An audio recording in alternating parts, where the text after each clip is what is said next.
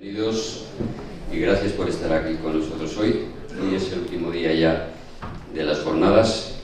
Como siempre nos da mucha penita que se acaben, porque nos lo pasamos muy bien. Llevamos aquí una semana larga en Almería trabajando con estas jornadas y siempre nos pasa lo mismo. Al final estamos durante la semana despotricando porque es mucho trabajo lo que hay que hacer para que todo salga bien, pero cuando llega el último día nos entra la morriña de quedarnos, ¿no? Quiero, como es el último día, agradecer una vez más y públicamente a quien hace posible, las instituciones que hacen posible que estas jornadas se produzcan desde hace ya, bueno, esta es la 11ª edición, undécima edición. Y son fundamentalmente el Ayuntamiento, el área de Cultura, Diputación y también la Universidad de Almería. Muchas gracias por vuestro ánimo, por vuestro patrocinio y por vuestra ayuda. Voy a ser muy breve porque está ahí Begoña ya y John que la va a presentar, esperando a que yo acabe de hablar, que va a ser ya. Nada, recordaros que mañana sábado, a partir de las 10 de la noche, tenemos un poco el visionado que llamamos de estrellas. No sé lo que se podrá ver porque dependerá un poco de las nubes, pero en cualquier caso será agradable la fiesta final que hacemos a partir de las 10 de la noche, con un pequeño picnic y tal, para los que asistan por ahí. Siempre va muchísima gente y, bueno, incluso con niños de diversas edades, porque mirar por los telescopios que habrá allí preparados de nuestros amigos de Orión, Asociación Astronómica Orión, que siempre nos ayudan en todo y también les agradezco mucho esa ayuda. Además la hacen desde el 2005, desde que empezamos, así que gracias, chavales y chavalas. Y chavales, yo qué sé.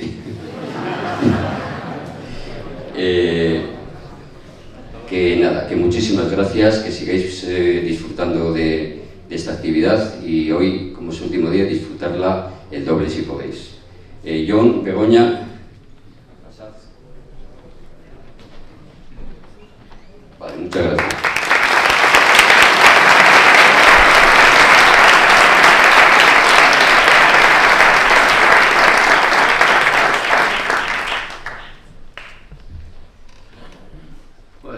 Siempre me gusta mucho presentar a los conferenciantes distinguidos que vienen aquí a las jornadas, pero me da un placer muy especial presentar a Begoña porque yo le he visto crecer, quizás no físicamente, pero desde luego en habilidad y en una carrera magnífica que ella ha desarrollado. Y bueno, la conocí cuando ella era estudiante del cuarto y quinto en astrofísica en la Universidad de La Laguna, en el Instituto de Astrofísica de Canarias. Y desde cuando ella vino con una amiga, ambas gallegas, y bueno, entre otras cosas, me enseñó un poquito de gallego, pero realmente después fue a Inglaterra, a la Universidad de Manchester, para hacer su tesis doctoral con el Departamento de Astronomía, donde tenían uno de los radiotelescopios más importantes del mundo, y de allí fue a la Universidad de Gales en Cardiff, donde hizo un postdoc con otro amigo, Michael Edmonds, y mientras tanto tenía 2 hijos, y después, bueno, obviamente se casó con un inglés. Y después ambos emigraron a Canadá, donde ella empezó, no sé los detalles totalmente, pero empezó a trabajar en una compañía tecnológica que se vinculó con experimentos espaciales, y de ahí se involucró en lo que se llama el Fine Guidance Sensor, que es el aparato óptico que guía el James Webb. es uno de los instrumentos más claves del James Webb, porque sin eso el telescopio no se apuntaría a nada. Y de trabajar en esta compañía, en la agencia canadiense, al interactuar con la NASA reconocía su talento y ficharon a Begonia más o menos directamente, no sé el mecanismo, pero lo ficharon y desde entonces ella ha seguido con este Fine Guidance Sensor, pero después llegó a ser la jefe de las pruebas frías de todos los instrumentos en el James Webb.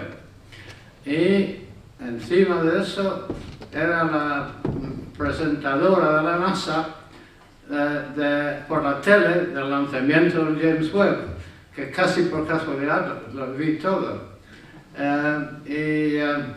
Entonces, ella ha tenido una carrera magnífica y sigue con el telescopio Nancy Roman, que es el siguiente proyecto mayor de la NASA.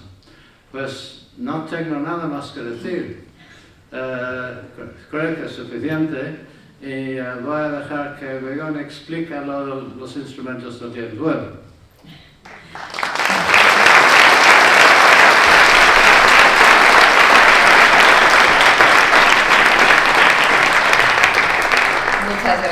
Muchas gracias a John, siempre es un placer, es un gran amigo el poder verlo, además como estamos lejos no lo podemos hacer muy a menudo. Para corregir y que mi hijo no se moleste, tuve otro hijo más, pero ya en Canadá. Y bueno, es un súper placer estar aquí con vosotros, nunca había estado en Almería y esta semana ha sido increíble con todas las charlas, o sea que me habéis puesto la barra un poco larga y cada día después de la charla tenía que cambiar algo en la mía, porque alguien siempre mencionaba algo que yo ya tenía preparado. Entonces os voy a contar un poquito acerca del telescopio espacial James Webb. Es el más grande y complejo que se ha lanzado al espacio hasta la fecha. Entonces os quiero contar la primera parte de la charla, un poquito cómo lo llegamos a poner en órbita y cómo fue el periodo de comisión para tenerlo listo para las operaciones. Y la segunda parte de la charla ya contaros algunas de las cosas científicas que se han estado descubriendo, que ya son muchas. Llevamos solo un año de operaciones oficiales, que será a principios de julio. Y bueno, en el poco tiempo que lleva Webb, como se sabía, pues ya está haciendo grandes avances. Bueno, esto creo que ya lo sabéis todos, ¿no? Se ha hablado de muchos telescopios esta semana.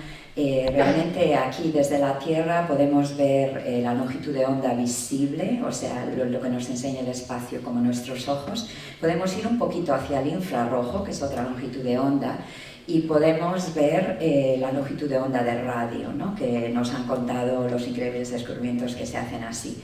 Pero después, para ver otras de las longitudes de onda, desde luego los rayos X y los rayos gamma, hay que subir al espacio, también para ver el infrarrojo lejano. Y incluso en el visible nos beneficia estar encima de la atmósfera, porque entonces no tenemos esa contribución. Y aquí veis el telescopio que se llama el primero, que fue el telescopio Hubble, que lleva más de 30 años funcionando increíblemente, orbita la Tierra, por eso se ha podido hacer distintas misiones con astronautas, primero para ponerle gafas cuando el espejo no estaba perfecto, y después para cambiar algunos de esos instrumentos y empezar a observar un poquito en el infrarrojo.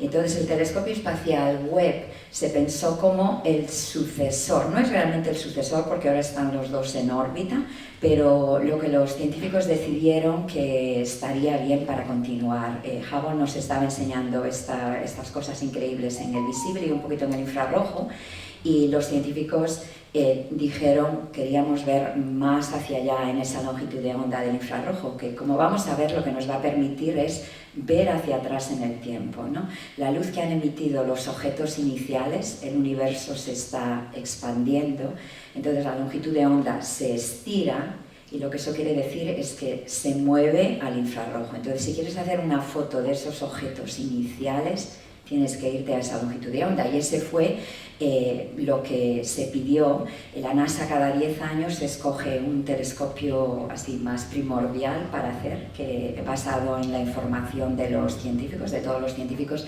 y Webb había sido uno de ellos.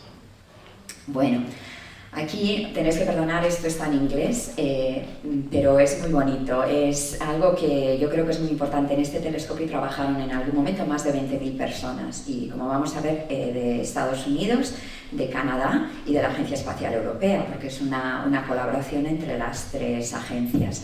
Y esta es la voz de Carl Sagan, que se autorizó para esto, y era un poco lo que creo que es muy importante, que es inspirar a un equipo así de grande a que tengamos un objetivo común. A ver si va bien.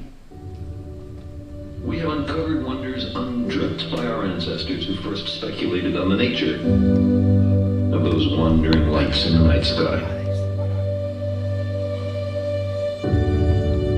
We've crossed the solar system and sent ships to the stars. But we continue to search. We can't help it. A central element of the human future lies far beyond the Earth.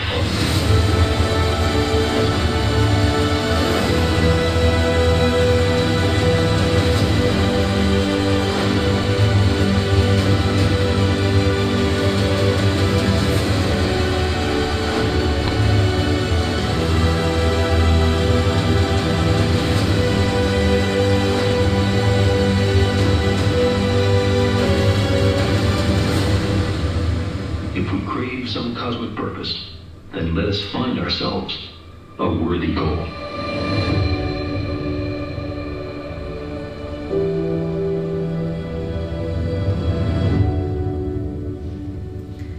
A mí esto siempre me emociona mucho porque, bueno, al haber trabajado en el proyecto, y bueno, ya habéis visto un poquito cómo es el telescopio James Webb. Es muy grande, es el más grande, o sea que fue un avance científico, como vamos a ver, pero también fue un avance de ingeniería. Cuando estás lanzando algo al espacio tienes que tener ciertas cosas que considerar, la energía que vas a necesitar para operar lo que lleves, el peso, porque el lanzador que vayas a usar solo va a poder levantar una cierta cantidad de peso fuera del espacio, y después, claro, el tamaño del lanzador, como de grande es. Entonces, aunque cuando lanzamos algo al espacio pensamos, si tuviéramos un espejo más grande podría recoger más luz, pues el espejo no me entra. Y para Webb se sabía que necesitábamos un espejo grande para poder detectar algunas de las señales de estos objetos tan débiles. Entonces se hizo el pensamiento, bueno, pues vamos a hacer ese espejo de 18 espejos más pequeños que podamos doblar, y los vamos a desplegar una vez que estemos en el espacio, pero los tenemos que alinear, y vamos a hablar un poquito más de eso. Y después, como va a observar en el infrarrojo es como calor, todos nosotros emitimos calor. Entonces el telescopio emite calor. Si tú quieres detectar este calor, esta luz infrarroja de esos objetos tan lejanos, tienes que enfriar todo lo demás, porque si no, no los vas a poder ver. Entonces, para enfriarlo utilizamos un parasol, que es como una sombrilla de playa, pero que es tan grande como un campo de tenis. Entonces, nuevamente, un concepto increíble, pero no entra dentro del cohete, hay que doblarla y desplegarla una vez que estemos en órbita. Y ese fue el concepto, un avance de ingeniería para demostrar que esto se podía hacer, y que ahora que lo hemos demostrado permitirá enviar otros telescopios grandes utilizando cosas similares. Entonces ya veis aquí, este es el espejo primario con los 18 espejos, entonces la luz llega hasta aquí. Este es el espejo secundario, y después entra por el espejo terciario, que está aquí. Y los instrumentos están montados en la parte de atrás. Cada uno tiene su propio grupo de espejos y recogen la luz y van a sus detectores para hacer imágenes y espectros. Este es el parasol, que como os he dicho es muy grande, y en la parte de abajo tenemos la antena con la que nos podemos comunicar con la Tierra, y bueno, el panel solar, que sí que queremos que vea el sol, porque es lo que nos va a dar la energía, y bueno, la aeronave donde están todas las componentes electrónicas. Y este, bueno, es súper grande cuando está abierto, pero bueno, ya vais a ver que lo pudimos doblar y lo pudimos abrir. Este es un modelo, una parte muy pequeña del equipo. Este es en el Centro Espacial de Goddard, donde trabajo yo, y este es un modelo a tamaño real que se llevó por distintas parsers. Este telescopio tardó 20 años en hacerse, desde el concepto inicial hasta que lo pusimos en órbita, y se había diseñado este modelo que se llevaba a distintos lugares para irlo enseñando. Y bueno, no voy a hablar mucho de esto, pero bueno, yo creo que muchos de vosotros ya sabéis algunas de las cosas que estoy contando. Cuando vas a lanzar algo al espacio, por supuesto vas a tener el equipo que va a construir lo que vas a enviar, y ya veis que tiene muchas componentes. Cada componente de ese observatorio, telescopio, es un equipo, pero después vas a tener que tener un lanzador, que en nuestro caso fue el lanzador Ariane 5, que es una de las colaboraciones que nos dio la Agencia Espacial Europea. Y después, una vez que esté en el espacio, nos tenemos que comunicar con él, ¿no? Tenemos que mandarle los comandos, que nos responda, tenemos que recibir las imágenes, y eso lo hacemos como muchos de los telescopios que mandas al espacio muy lejos, con la red de espacio profunda, Deep Space Network. Son 3 antenas, algunos de vosotros ya la conocéis. Una de ellas está en Estados Unidos, la otra está en Australia y la otra está en Madrid. Entonces, con las 3 antenas, aunque la Tierra vaya rotando, podemos tener comunicaciones con el telescopio 24 horas al día, si así lo necesitamos. Claro, este es el mismo grupo de antenas que se utilizó cuando fuimos a la Luna. Para el Apolo también teníamos esta red de antenas para comunicarnos. Pero claro, realmente no estás en comunicación todo el tiempo, porque tienes que compartirlo con todos los otros telescopios que estén en el espacio y los lanzadores. Y después, claro, vas a necesitar el centro de operaciones, el centro de control de misión, que el nuestro está en Baltimore, a las afueras de Washington, D.C. Se llama el Telescopio Espacial, el Instituto de Ciencias, Space Telescope Science Institute. Y bueno, ¿qué es lo que los científicos le habían dicho a la NASA eventualmente para que dijera que para qué va a servir este telescopio? ¿Por qué lo queréis? Y ellos habían dicho, bueno, pues nosotros queremos mirar hacia atrás en el tiempo, queremos buscar cómo se formaron las primeras galaxias y cómo fueron cambiando en el tiempo hasta llegar a la galaxia en la que vivimos. Tenemos modelos de cómo esa evolución pudo ser, pero no tenemos ningunos datos para comprobar cuáles de nuestros modelos serían válidos. Y Hubble ya había empezado a mirar hacia atrás un poquito en el infrarrojo. Esta es una galaxia parecida a la nuestra tiene una barra. Nosotros vivimos en uno de los brazos y vamos dando vueltas alrededor. Y ya Hubble había empezado a mirar hacia atrás algunas galaxias más antiguas, más primordiales, y veían que algunas no tenían formas como la nuestra. Entonces ese era uno de los objetivos. También creo que ya esta semana sabéis que hay agujeros negros y que ahora pensamos. Yo me acuerdo cuando yo estaba haciendo la tesis, una de las cosas que estábamos viendo era la parte central de las galaxias, que tenía mucha actividad, y un grupo de científicos decía, eso es porque ahí se están formando muchas estrellas y es un lugar de formación estelar muy elevada, y otros estaban diciendo, ahí hay un agujero negro. Y yo recuerdo cuando yo estaba haciendo la tesis íbamos todos, un agujero negro, por favor. Y ahora ya ha pasado el tiempo y todos ya sabemos, con las charlas que hemos dado, que sí, hay agujeros negros por todas partes. Hay uno en el centro de nuestra galaxia y quizá pensamos que lo hay en todas las galaxias. Pero no sabemos qué se forma primero, el agujero negro y después la galaxia, o al revés, ¿no? Entonces es otra cosa que Webb quiere ayudar a responder, coger datos para los astrónomos. También quiere entender un poco mejor cómo se forman las estrellas. Y alrededor sabemos que esas estrellas primordiales eran estrellas quizá 100 veces más masivas que nuestro Sol, que al explotar como supernovas generaron, inicialmente tenían hidrógeno, helio, un poquito de deuterio, y generaron el resto de los elementos de la tabla periódica, que eventualmente es gracias a eso que estamos nosotros aquí. O sea que es verdad lo que se suele decir siempre, ¿no? Que estamos hechos de polvo de estrellas. Entonces, entender un poquito cómo ha sido esa evolución.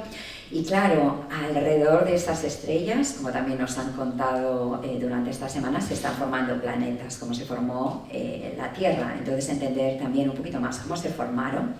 Pero después, otra parte muy importante es, ahora sabemos que hay planetas alrededor de otras estrellas, conocemos miles. Pero ahora queremos avanzar un poquito más y saber cuáles de esos planetas tienen atmósfera, porque sabemos que para vida como tenemos en la Tierra necesitamos una atmósfera, y cuáles de esos podrían tener agua y otros elementos. Si miramos a la Tierra desde el espacio vemos agua, metano, carbono. Entonces estamos buscando planetas que estuvieran en esta zona habitable, que tuvieran una atmósfera y que tengan indicios de agua, ¿no? Porque pensamos que así quizá haya vida en esos planetas. Entonces Webb puede hacer eso, puede ver si el planeta tiene atmósfera y cuál es su composición. Y también puede ver nuestro sistema solar, y después vamos a hablar un poquito más de eso. Y bueno, aquí está simplemente un ejemplo que ya se habló, creo que nos lo presentó Sean, creo, bueno, cómo se descubrían, o quizá John, una forma de descubrir planetas que es el tránsito, ¿no? Si yo estoy mirando a mi estrella y el planeta está en su órbita, cuando el planeta pase por delante le va a quitar un poquito de luz a esa estrella y vamos a saber que tiene un planeta. Y esto cuando se dice, yo siempre pienso que es increíble, pero tenéis que pensar en los astrónomos, o sea, le quita un poquitín de luz de nada, y ellos se han desarrollado técnicas y algoritmos matemáticos para poder detectar esa señal y decir sí, o sea... Y bueno, una imagen muy conocida de Webb, que esto es para ilustrar lo que nos da el infrarrojo. El infrarrojo nos permite ver a través de las nubes de polvo. Este es una zona del espacio muy conocida, los pilares de la creación. Esta imagen es con Hubble, mirando un poquito en el visible, como nuestros ojos, y aquí sabemos que hay un montón de formación estelar, pero hay polvo, ¿no? Entonces no lo podemos ver.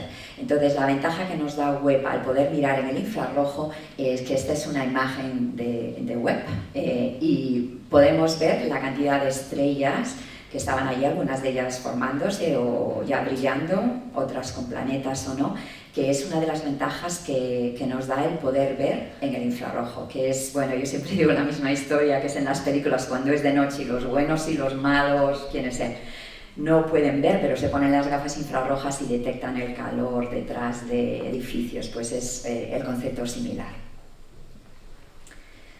Bueno, los instrumentos de Webb, eso es de lo que íbamos a hablar. Pues Webb tiene 4 instrumentos y el instrumento de guía, o sea, 5 instrumentos, pero 4 de ellos se utilizan para la ciencia. El instrumento de guía está detrás de todos ellos, porque el instrumento de guía es el que mantiene estable al observatorio, y si no tienes estabilidad es como si tienes una cámara, quieres hacer una foto, como esa cámara se mueva, tu foto sale movida. Entonces el instrumento de guía, nosotros enganchamos una estrella al principio, ponemos al observatorio apuntando correctamente y lo mantenemos muy estable, y entonces uno de los 4 instrumentos, o más de uno, porque se pueden hacer observaciones en paralelo, puede entonces obtener imágenes y espectros. Y aquí están los modelos de vuelo, que se llaman, cuando ya se entregaron a Goddard y se montaron en donde se van a poner en el telescopio. Y tenemos Near Cam. Near va a ser infrarrojo cercano, Near Infrared, y Cam ya os dice que es una cámara. Puede hacer otras cosas, pero Near Cam se conoce principalmente porque está diseñada para hacer fotos.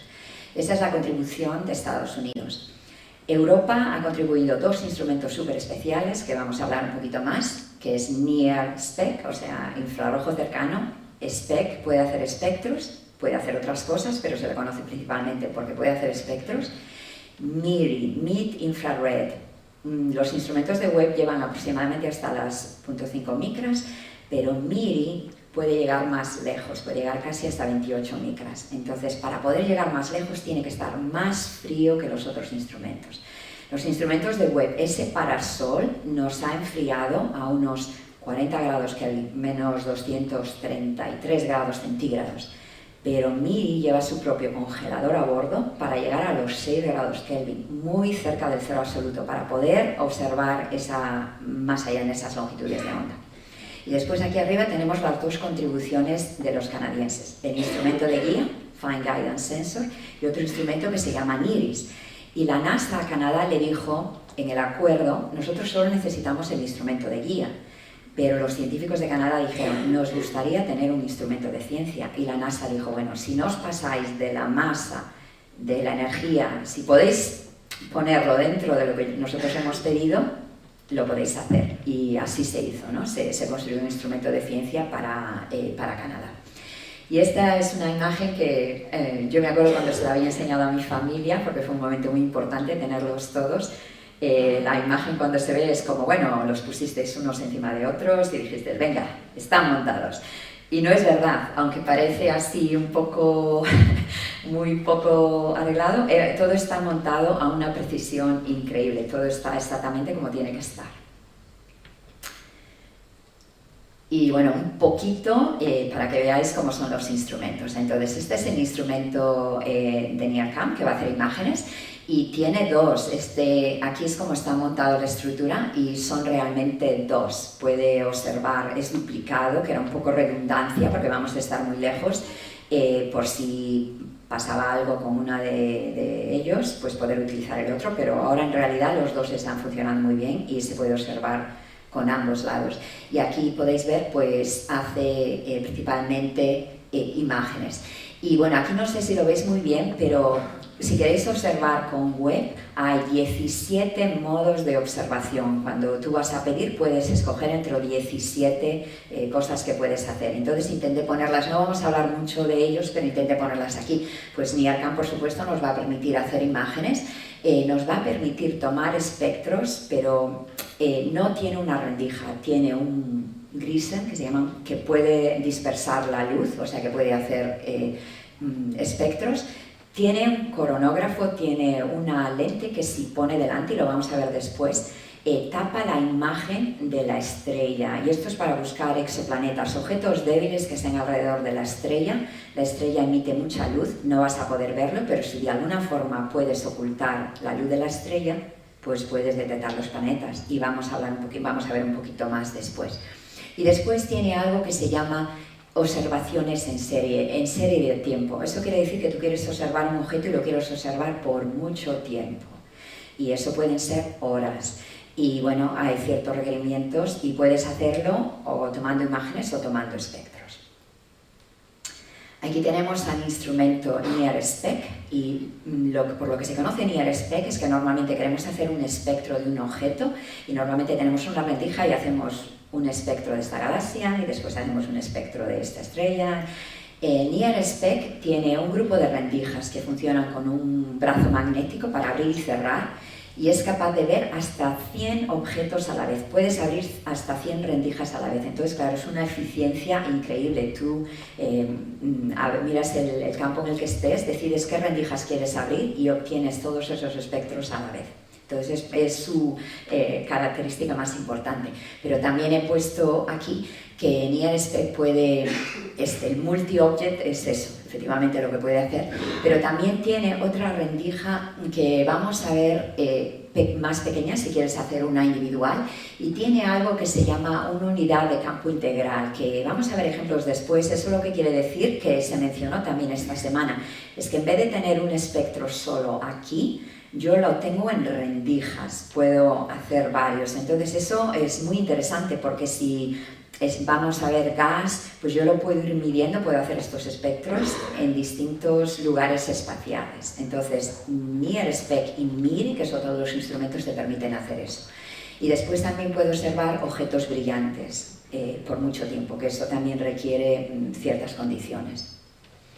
Aquí tenemos a MIRI, que por lo que más se le conocía a MIRI es porque nos va a enseñar estas imágenes del infrarrojo más lejano, pero también veis aquí que también puso un espectrógrafo, uno de menor resolución y uno de mayor resolución, y también tiene un coronógrafo, lo que dijimos antes, para poder ocultar una estrella o un objeto brillante y observar lo que tiene alrededor. Y aquí tenemos al instrumento de guía, y bueno, una precisión de 1.000.000 de grados, o sea, nosotros damos la posición de una estrella 16 veces cada segundo con una precisión en nuestros píxeles de 1/20ª parte del píxel. Esa es la estabilidad que le podemos dar. Y nosotros estamos montados arriba como el instrumento de guía y en la parte de abajo tenemos al instrumento NIRIS.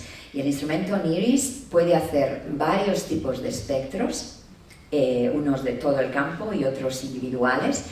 puede hacer una cosa especial que es interferometría, que es como un cronógrafo, pero es distinto, que es un ejemplo que veis aquí. Es como una interferometría, es una máscara que tiene distintos agujeros y funciona como un interferómetro. El cambio de distancia de la luz te permite detectar objetos, en este caso, pues un planeta, que aquí está y aquí no está. Y está optimizado para observar planetas más cerca de su estrella, que eso siempre es más difícil. Lo más pequeño que sea un planeta y lo más cerca que esté de la estrella, más difícil es resolverlo porque tienes mucha luz de la estrella. Los primeros planetas que se encontraban eran planetas bien grandes, como Júpiter, Saturno, incluso más grandes, que estaban lejos de la estrella, y después se fue perfeccionando porque sabemos que esos planetas tan grandes pensamos que no tienen vida como la nuestra, ¿no? Entonces tenemos que movernos a esta zona habitable donde está la Tierra. Y también puede hacer imágenes.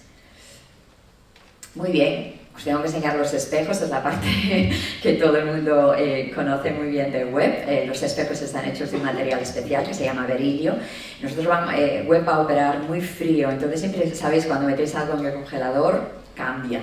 Y claro, cuando lo enfrías también va a cambiar. Entonces buscas materiales que no te cambien lo menos posible al enfriarte, y que cuando yo lo enfrío y lo caliento me vuelva siempre al mismo sitio, si no iba a ser imposible hacerle las pruebas y lanzarlo al espacio.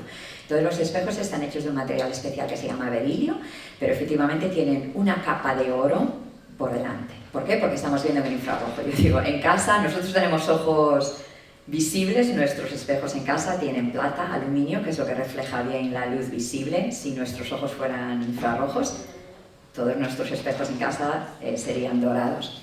Y aquí están los espejos, vinieron individualmente, había que montarlos con mucho cuidado, y aquí están ya todos montados. Veis a los 18 espejos y veis al espejo secundario.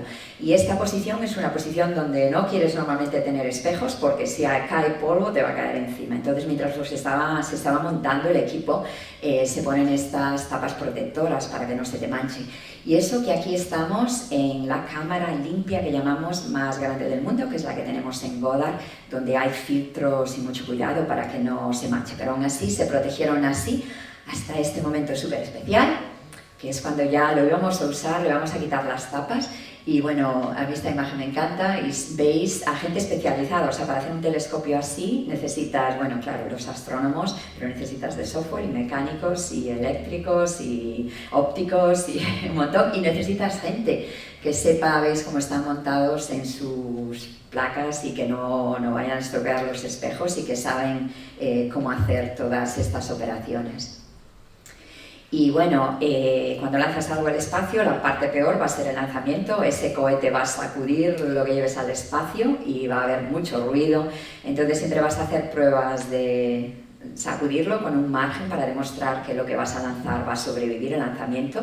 Vas a hacer pruebas acústicas, o sea, de mucho ruido. Vas a hacer pruebas electromagnéticas para que si yo hablo con un instrumento no tenga interferencia. O sea, estoy hablando por teléfono y no oiga a alguien más. Y aquí están los instrumentos. Este es web protegido porque lo hemos sacado de la cámara limpia, entonces lo hemos puesto en una caja especial para que no se manche. Y esta es nuestra tabla de vibración. Allí lo vamos a montar y lo vamos a mover en 3 ejes para demostrar que puede sobrevivir el lanzamiento. Y esto también es en Goddard. Pero una parte muy importante es que tienes que duplicar las condiciones que vas a ver en el espacio. Entonces hay estas cámaras frías, estos congeladores inmensos, la de Goddard donde hicimos los instrumentos, que es lo que mencionó John, que de la última me encargué yo. Pero una vez que pusimos los instrumentos que están montados detrás de los espejos con el espejo, necesitábamos una cámara más grande. Entonces fuimos a Houston, a esta cámara A que se llama, que fue la que se utilizó también para el Apolo, cuando fuimos a la Luna. La tuvimos que modificar para las condiciones que necesitábamos. Y entonces, aquí podéis ver, mira, esta es la puerta, no sé si veis un poquito a la gente, es inmenso, pero esta puerta es solo una parte. Estos son 8 pisos de alto, porque tenemos otras cosas que ponemos dentro. Y aquí entonces vas a hacer el vacío como el espacio, y vas a enfriar todo a esos menos 233 grados. Y entonces vas a ver, tú todo lo montaste a temperatura ambiente, vas a ver que todo se mueve a donde tiene que moverse, que está bien alineado. y vas a ver que puedes mandar los comandos, lo que necesites. Vas a intentar hacer todas las operaciones que necesites hacer en órbita en esas condiciones y demostrar que funcionan bien. Y en este caso, la parte muy importante, que lo vamos a ver, teníamos que entender cómo poder alinear esos espejos una vez que estuviéramos en órbita. Entonces esto fue una prueba súper bonita y bueno, que salió todo muy bien. Y bueno, esto es lo opuesto, porque me preguntan muchas veces cómo transportamos a Webb. Tiene un contenedor especial, va con un camión, suele viajar de noche. Empezamos en Goddard, fuimos a Houston, y una vez que demostramos que los espejos y los instrumentos estaban bien, teníamos que añadir la parte que faltaba, que era ese parasol y la aeronave, y eso nos estaba esperando en Los Ángeles. Una compañía americana que se llama Northrop Grumman se encargaba de esa componente.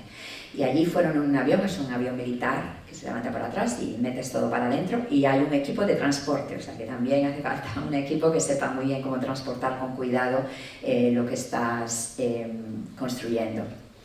Y allí en Los Ángeles nos estaba esperando este parasol, también de un material especial que se llama Kapton, y este es el que nos va a permitir, son 5 capas, y lo que nos va a permitir es esto. Para aquí va a estar el Sol y la Tierra. Nosotros queremos los espejos y los instrumentos que estén fríos, entonces tienen que estar siempre a la sombra. Entonces esta capa, este parasol, va a estar siempre mirando al Sol y la Tierra y va a dar vueltas al Sol como la Tierra, pero siempre los instrumentos y los espejos apuntando hacia afuera para que estén siempre fríos. Y ya veis aquí que es increíble, la parte que mira el Sol alcanza los 85 grados más o menos, y la otra parte está a menos 230. Cada una de estas capas está diseñada para ir eliminando el calor. También tenemos radiadores. Y aquí está el observatorio integrado, lo tenemos todo junto. Hay que hacerle pruebas de nuevo. Cada vez que pones cosas juntas tienes que montarlo para demostrar que todo funciona bien y hacer varias pruebas, pero bueno, fue un viaje muy bonito. Y aquí os voy a poner otro vídeo. Cuando ya nos vamos de Los Ángeles, nos vamos a ir a la Guayana Francesa, que es donde va a ser el lanzamiento. Y yo he tenido mucha suerte en este programa con las pruebas en las que he estado involucrada y he podido estar allí. Este es el transporte, lo tenemos que cubrir, aquí lo podemos mantener a cierta temperatura y comprobar que no se va a estropear. Y aquí estamos saliendo y necesitamos conductores de camión que sepan llevar esto y que sepan ir. Suele ser de noche, veis que despacito van. Y bueno, ya se organiza para que no haya tráfico y cómo llevarlo de transporte. Y bueno, estos momentos para mí fueron, y para todo el equipo, tan especiales que bueno, yo siempre me emociono mucho.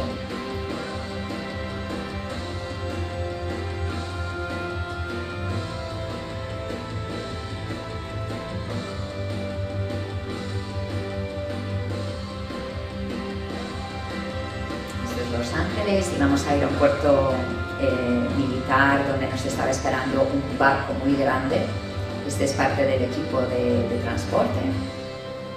Y aquí lo veis, es un barco porque para ir a la Guayana Francesa, hasta entonces hemos viajado siempre por tierra o por avión. A la Guayana Francesa vamos a ir en barco y vamos a cruzar el Canal de Panamá. Y aquí veis como que fueron unas 2 semanas con el equipo, y allí este barco, que era un barco inmenso, yo pensé que Webb y su camión eran grandes, pero ahí entró Webb y su camión y entraron un montón de otras cosas, son barcos inmensos.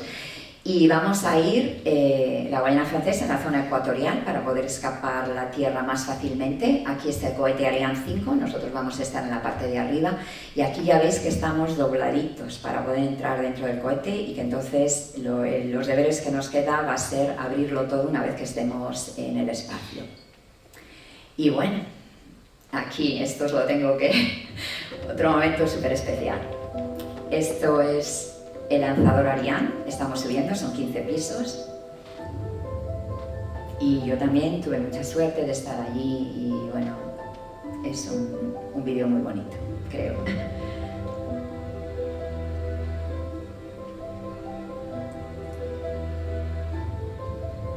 Arriba de todo está Webb.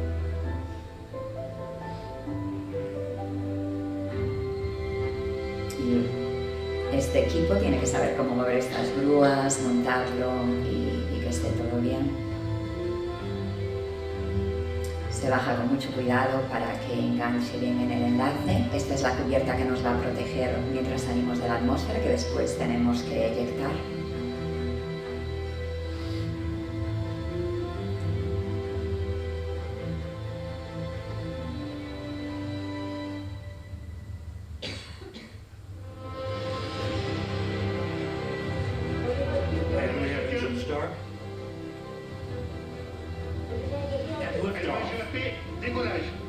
Decollage liftoff from a tropical rainforest to the edge of time itself.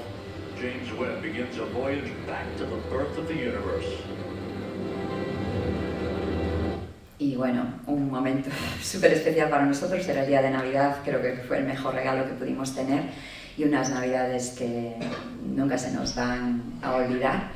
Y el cohete Ariane había puesto una cámara para ver, porque se iban a separar las distintas componentes y después iba a dejar a Webb ir en su camino. Vamos a 4 veces la distancia de la Luna, 1,5 millones de kilómetros, y vamos a tardar un mes en llegar allí. Y se habían puesto esas cámaras para ver si se podía ver Webb saliendo, pero iba a depender mucho de cómo se iban a separar las componentes de Ariane, pero el equipo de Ariane 5 lo hizo increíblemente y aquí se podía ver, o sea, Webb saliendo para atrás, y algunos de vosotros creo que ya lo habéis visto, pero si no os animo, la primera componente que se va a desplegar es el panel solar. Cuando lanzamos nosotros tenemos una batería que nos duraba por 12 horas, pero a los 30 minutos se tenía que abrir el panel solar, que es lo que nos va a dar la energía. Y entonces estábamos un poco pendientes y de hecho la transmisión tanto en español como en inglés se hizo por 35 minutos y si lo veis, si veis el vídeo que está en YouTube, pues vais a ver cómo se abre el panel, que para nosotros también estamos hablando y de repente pues se abre el panel, ¿no? Que fue el primer despliegue de muchos que teníamos que hacer. Y bueno, como dijo Webb, yo tuve la suerte de estar parte del lanzamiento, que lo podéis, algunos creo ya, pero lo podéis ver, se llama Desplegando el Universo. Habíamos grabado una parte antes para presentar a alguno de los miembros del equipo que hablaban español y tenemos entrevistas y explicar un poco. Y después el día del lanzamiento que estaba conmigo un compañero de Ariane 5, o sea que él hablaba de la parte del lanzador y yo del cohete. Y bueno, fue también un momento súper especial porque yo también sabía que mi madre, que no habla inglés, y mi familia me estaban mirando desde España, era la hora de comer. Entonces para mí el estar, ellos han vivido conmigo, yo he trabajado 17 años en Webb y bueno, sigo trabajando. Entonces que era Navidad, no podíamos estar allí, pero bueno, era súper especial para mí saber que, bueno, que las estaba hablando y me estaban viendo. O sea que es súper bonito. Y claro, una vez que vamos al espacio, pues todo emocionado, ahora tenemos que abrir todo. Y os voy a enseñar un poquito el vídeo de lo que teníamos que hacer. Entonces, aquí está dobladito, como tuvimos que estar para entrar en el cohete. Lo primero que necesitamos es ese panel solar, que se abre a la media hora más o menos después del lanzamiento. A continuación, tenemos la antena con las que nos podemos comunicar y entonces ya podemos empezar a mandarle los comandos. Estos 2 primeros despliegues eran autónomos, que había distintas mediciones autónomas que estaba haciendo el software y sabía cuando pase tengo que desplegar el panel. Y ahora aquí veis una parte que era la parte más crítica, que era desplegar ese parasol que veis que está cubierto, estaba protegido, ya veis todas las fases que tenían que ser. Y esto es un material finísimo, más fino, cada capa es más fina que nuestro pelo y como era así muy fino, era la parte que estábamos más nerviosos de que fuera a salir bien y si no se hubiera desplegado había sido una pérdida de la misión. Si Webb no se puede enfriar, no funciona. Entonces fue súper especial. La otra parte que tenía que desplegarse era el espejo secundario. Sin el espejo secundario no nos llegaba la luz a los instrumentos, pérdida de misión. La parte fina, pero el espejo secundario era un material, bueno, es una estructura mecánica, entonces estábamos nerviosos, pero no tan nerviosos como para el parasol. Y después la última parte eran las alas, y esas alas ya teníamos que aunque no se desplegaran sería menos sensitivo y tendría otros problemas, pero ya podría funcionar, no tan bien como los científicos querían, pero bueno, nos íbamos relajando un poquito más. Y lo que teníamos que hacer a continuación, nosotros no podíamos verlo, nosotros tenemos telemetría que nos va diciendo lo que está pasando y creo que un momento súper especial que tuvimos todos parecía que el parasol se había desplegado, pero cuando estuvo desplegado, separado del todo, empezábamos a ver los sensores que nos dicen las temperaturas de los instrumentos empezar a bajar. Entonces para nosotros era bien, la temperatura está bajando, el parasol tiene que estar abierto. O sea, fueron momentos, en esto tardamos un mes en hacer todo esto, fueron momentos, o sea, cada día bien, mañana volvemos bien, así. Y después teníamos que encender los instrumentos, que fue otro momento, ¿no?, que se encendieran. Se habían encendido muchas veces en la Tierra, pero bueno, siempre tienes un poco de nerviosismo y todo se encendió muy bien. Entonces, muy bien, tenemos todo montado y ahora, pues muy bien, tenemos todo montado. Los instrumentos hay que esperar hasta que se enfríen, porque los detectores, las cámaras que tienen, operan a temperaturas muy frías. Entonces, una vez que estamos bastante fríos, ahora, ¿qué es lo que tenemos que hacer? Alinear los espejos. Buscamos una parte del cielo donde haya una estrella aisladita, que no tenga muchas cosas al lado. ¿Por qué? Porque al principio, cuando hacemos una foto de una estrella, esto es lo que tenemos. Cada espejo nos va diciendo, yo hago la foto. Entonces, cada espejo nos da una imagen de esa estrella. Entonces, tenemos por cada estrella 18 estrellas. Entonces, el proceso inicial era buscar, por eso no queríamos muchas estrellas, ¿no? Si no, tendríamos un montón de 18 estrellas para intentar averiguar cuáles eran. Entonces, teníamos que buscar cuál estrella corresponde a cada espejo. Entonces, nosotros, una vez que se pensó cuál era, se movía un espejo y la estrella que se moviera, esa es la de este. Entonces, ya movíamos ese espejo para eventualmente sabíamos cuál estrella correspondía a cada espejo. Entonces aquí es una estrella sola con cada uno de los espejos dándonos la imagen. Y ya podéis ver, bueno, claro, nosotros necesitamos una estrella sola. Entonces lo que vamos a hacer es mover todas las estrellas, mover ese espejo hasta que esta estrella vaya al centro, y esta, y esta, y esta, y esta. Y después, cuando ya tenemos todo dentro, ya veis que algunas están muy mal enfocadas, otras un poquito mejor, pues enfocar esa estrella. Entonces es un proceso que tardamos, el equipo encargado de esto, que son muy buenos, tardaron 2 meses. Había pensado que podríamos tardar 3, pero lo hicieron muy bien, en 2 meses estaban alineados. Y una cosa, aquí veis los espejos, tenemos la cámara esta NearCam, tiene una lente con la que nos permite hacer lo que llamamos un selfie. Y esto lo hacemos ahora cada 2-3 días para medir cómo van los espejos, porque esos espejos en el espacio los hemos alineado muy bien, pero van a cambiar un poquito, entonces vamos controlando por si hay que hacerle correcciones cada X. Y bueno, aquí tenemos el selfie iluminando la estrella, poniéndola en uno de los segmentos, pero bueno, tenemos otras que podéis ver en internet con todos los segmentos iluminados. Y esta fue la primera imagen oficial que se mandó de web para decir los espejos están alineados. Esta era una estrella que es una estrella por ahí. Los requisitos que tenía que tener era que fuera una estrella brillante, porque la luz de esa estrella se iba a dividir entre 18 estrellas. Y después que estuviera separada, que no hubiera muchas alrededor. Y esta, bueno, es una estrella normal, pero que se hizo famosa porque fue la estrella que alineó a Webb. Y bueno, esta ya lo había comentado John, esto es muy característico de Webb por los soportes que tenemos para el espejo secundario, y causa esta forma de difracción. O sea que si veis esto, sabéis que Webb está mirando a alguna estrella o un objeto que es muy pequeño y muy brillante y tiene esta difracción. Pero esto, que eran imágenes, aún estaban calibrados los instrumentos y ya nos empezamos a dar cuenta, los que estábamos allí, que Webb que iba a ser increíble, porque esto es un lugar donde no hay nada y ya podéis ver aquí que no es verdad. Nosotros decíamos, wow, aquí hay muchas galaxias, o sea, súper bonitas. Y de hecho, este es un trozo, el campo, la foto que se hizo es así más grande, este es un trozo pequeño.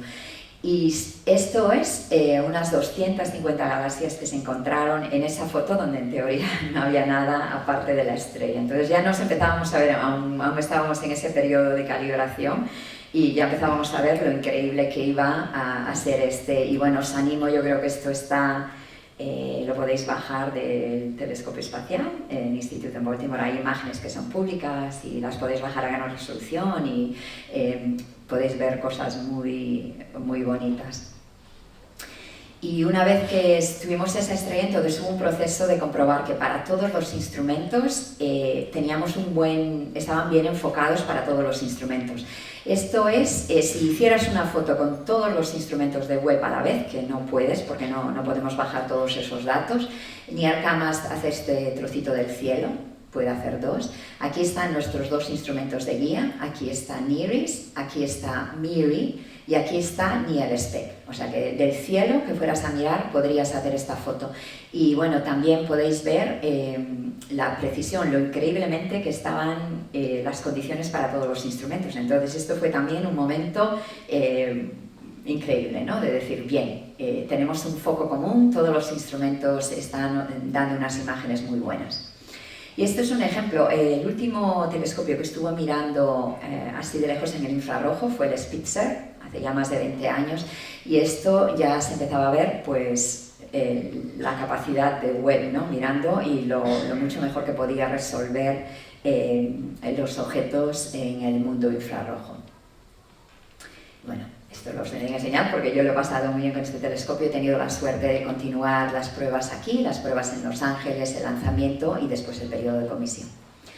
Y bueno, ahora que os he contado cómo llegamos hasta aquí, vamos a hablar un poquito de algunas de las imágenes de ciencia, de los resultados que empezamos a tener de Webb de este primer año de operaciones. Entonces yo creo que muchos de vosotros ya sabéis esta imagen, esta fue la primera imagen oficial. Nosotros durante el periodo de comisión ya teníamos muchas imágenes muy buenas, pero no se podían compartir con el público. Se habían escogido unas imágenes especiales que eran para cuando ya se confirmaba que Webb estaba listo para operaciones y se iban a compartir, y se hicieron el 12 de julio de hace casi un año. Pero esta fue la primera que se le dio al presidente Biden, yo creo que algunos de vosotros esto ya lo sabéis, al presidente Biden el 11 de julio, el día antes, porque él hizo el mostrar la primera imagen de Webb. Y esta imagen es un ejemplo de lo que Webb está buscando. Uno de los objetivos, que es mirar hacia atrás en el tiempo, buscar estas galaxias tempranas. Y ya esta es la imagen similar de Hubble para el mismo campo, que demuestra lo mucho mejor que puedes mirar hacia atrás. Y esta imagen, o las primeras imágenes que se dieron de Webb, las hicimos muy rápido. Esta imagen se hizo en 12 horas y media, tiene 5 o 6 filtros de NIRCam, cada uno como unas 2 horas. O sea que nosotros bromeábamos que podíamos hacer imágenes antes de desayunar. Ya te damos estas imágenes que son... Desde entonces, claro, ya se han hecho otras observaciones que ya si quieren ir más profunda y observan por más tiempo.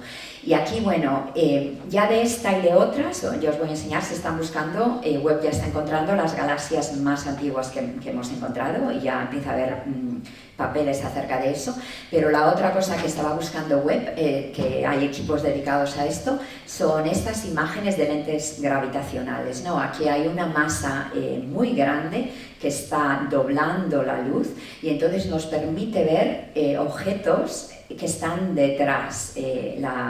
La luz se dobla y las distorsiona dependiendo de dónde ese objeto esté. Y en realidad, por ejemplo, esta galaxia es la misma que esta y probablemente la misma que esta. Duplica las imágenes dentro de ese campo en el que está yendo. Entonces eso es un campo muy fuerte que está haciendo muchos investigadores en Webb, que es el mirar hacia atrás y también el entender qué es lo que hay ahí, ¿no? Porque si pones la luz, si cuentas cuánta masa hay aquí, no es suficiente para doblar la luz de esta manera. Es uno de los indicativos de que hay algo que no conocemos, esta materia oscura. Entonces, un campo muy fuerte. Y esto fue esa primera imagen. Aún no había espectros, no teníamos la distancia de esas galaxias muy precisa, pero sí que los astrónomos sí que lo podían calcular. Y ya en esa primera imagen, ya que se envió al principio, ya se empezó a ver que se podían ver galaxias, si pensamos que el universo son 13,5 mil millones de años, bueno, ya se veían galaxias que iban yendo hacia atrás y desde luego eso se ha mejorado. Y aquí ya se hicieron los espectros después con NIRSpec, o sea, esta una imagen de NIRCam y de MIRI, pero también se hicieron los espectros para algunas de esas galaxias y viendo dónde emitían la luz, por el efecto Doppler, saber cómo de lejos estaban. Aquí es otro, una muy bonita también, el mismo tema. Aquí esto se le llama el caballo de mar cósmico, pero bueno, ese es este. Y este es otro campo que se está estudiando con Webb para un grupo de científicos muy grande, y bueno, ya hay publicaciones aquí. Y aquí, bueno, vais a ver un poquito, bueno, aquí nuevamente están intentando entender estas lentes gravitacionales, qué son esos objetos y cómo hacer modelos que puedan explicar qué es lo que está causando ese cambio de luz. Y aquí tenemos a Sharon, sorry, lo tengo mal, es Sharon. Esta imagen es la misma imagen con Hubble. Este era un equipo que ya había hecho observaciones con Hubble y pidió un programa para Webb que se llama Templates, Targeting, bueno, lo que estáis leyendo allí, o sea, están buscando arcos, están buscando ese conocimiento de esa materia oscura y esos objetos lejanos. Y este es un modelo, estas líneas que este equipo hacen un modelo matemático donde intentan duplicar en su modelo cómo podemos conseguir ver esa duplicación de los objetos lejanos. Y más o menos estas líneas te dicen donde lo que esté a un lado y al otro, allí el campo magnético, el campo gravitacional va a ser tal que vas a tener una imagen en un lado y en el otro. Esta es la misma imagen con Webb. Ellos han publicado este artículo para decir, nosotros hemos hecho un modelo de lentes gravitacionales que usando los datos de Hubble sabemos cómo hacerlo, y ahora que tenemos los datos de Webb lo vamos a refinar. Y aquí a mí, por ejemplo, es que me gusta mucho porque, no sé si lo veis bien desde allí, pero los números que son iguales es la misma galaxia. Entonces aquí veis una de estas líneas de doblez, y aquí tenéis esta galaxia y la misma copia de esa galaxia doblada en el otro lado, y aquí tenéis otra. Aquí la podéis ver con Webb, esta es un trocito de arriba, un trocito de abajo, y aquí está la otra copia, dependiendo de cómo se doblará la luz. Aquí se parece un poquito más como una galaxia normal, aquí la parte de arriba, bueno, no lo sé. Y aquí, esto también lo podéis buscar porque estos son programas que se han publicado, que están... y podéis buscar, por ejemplo, aquí hay otra, ¿no? Aquí hay una y aquí hay otra, y yo creo que por aquí está otra copia de esa misma galaxia, que son aquí y aquí, yo creo que es una de estas. Entonces, y ellos han, con el modelo como duplicado, que pueden hacer esto. Y esto es, están intentando, esta galaxia que está aquí desdoblada, la están intentando reconstruir con la información que tienen. Entonces, bueno, claro, son equipos muy grandes, muy buenos, ¿no?, que saben hacer. Y bueno, muy interesante. Y esta la quería poner porque esta es una imagen que fue muy famosa de Hubble, ¿no? Es el campo profundo de Hubble. Cuando Hubble se lanzó había una parte del cielo. Estas partes del cielo son muy pequeñitas. La que mostró el presidente Biden es como, bueno, se decía, un grano de arroz, lo pones así, y ese trocito del cielo tenía todas esas galaxias. Pues esta imagen de Hubble desde la Tierra era una zona oscura donde no había nada. Y entonces se pidió tiempo en Hubble para decir, bueno, observemos con Hubble por varios días, se observaron, no me acuerdo, pero bueno, 20 días, para demostrar que ahí no hay nada. Y esta fue una de las imágenes increíbles de Hubble, donde hay miles de galaxias para darnos a conocer lo poco que conocemos. Y esta es la misma imagen con Webb. Esta, cuando añades todo el tiempo de observación, es equivalente a 11,3 días para obtener esto. Webb lo ha cogido en 0.8, vamos, en menos de un día, o sea que demuestra la capacidad que tiene. Y esto también es parte, Webb ha tenido muchos proyectos que se les ha dado tiempo ya para el ciclo 1, que se llama el primer año, y que se continuarán en el ciclo 2, el segundo año, de equipos muy grandes, y uno de ellos es el Hades, que está buscando cosas extragalácticas, y las están buscando, y ya están encontrando galaxias que están muy cerca, como menos de 400 millones de años después del Big Bang, ¿no? O sea que en el poco tiempo que llevamos ya está yendo hacia el límite que se quería. Y ya, bueno, casi para acabar de hablar de galaxias, vamos a hablar de otras cosas. Este es otro campo especial, y esta fue muy conocida, y nuevamente lo podéis buscar, estas y muchas más que ya están publicadas, porque esto es un grupo de un cúmulo de 7 galaxias, también muy antiguas, bastante cerca del Big Bang, o sea, muy antiguas, que piensa que es un protocúmulo, que después puede ser uno de estos cúmulos de galaxias que vemos ahora a nuestro alrededor, y cómo se empezaron a formar, que es uno de los conceptos que queríamos entender con Webb. Y hay otro programa, ya veis que aquí estos son programas grandes que envuelven a muchísima gente de muchas instituciones y colaboraciones entre todos los países involucrados. A este se llama GLASS, que es Grisham's Lens, bueno, le veis el nombre ahí, están buscando, y hay otro que también muy importante que se llama CERS, que están buscando esta evolución cósmica desde el principio hasta ahora. Y estos van un poquito a tiro fijo, por eso se dice un poco que Webb es, no el sucesor, pero un compañero de Hubble. Hubble también mira a trozo del cielo muy pequeñito, entonces cuando encuentras algo interesante, esos son tarjetas de oportunidad, o sea, cosas que quieres observar con Webb, porque quieres ver con más detalle lo que hay allí. Y el programa de Hubble se llamaba Fronteras, ¿no? Y ahora tenemos varios programas de Webb siguiendo esto. Y bueno, dejamos las galaxias. Otras cosas que puede hacer Webb, hemos comentado antes, es buscar planetas. Y bueno, al principio esta fue una de las primeras imágenes de esas iniciales para demostrar lo que podía hacer Webb. Se buscó un planeta para demostrar que con los espectros se podía detectar que ese planeta tenía una atmósfera y que esa atmósfera tenía agua. Este planeta es un planeta gaseoso, o sea que sabíamos que no es un planeta en la zona habitable, pero bueno, era para demostrar en aquel momento que Webb iba a poder hacerlo. Este ha sido el primer exoplaneta descubierto por Webb, y usando esa técnica que hemos hablado de coronografía, y aquí es donde está la estrella y se tapa la luz de esa estrella, y lo podéis ver en distintas longitudes de onda de NIRCam y en MIRI que se pudo detectar. Y bueno, también queremos seguir buscando estos planetas que tengan agua, y estos son otros 2 ejemplos.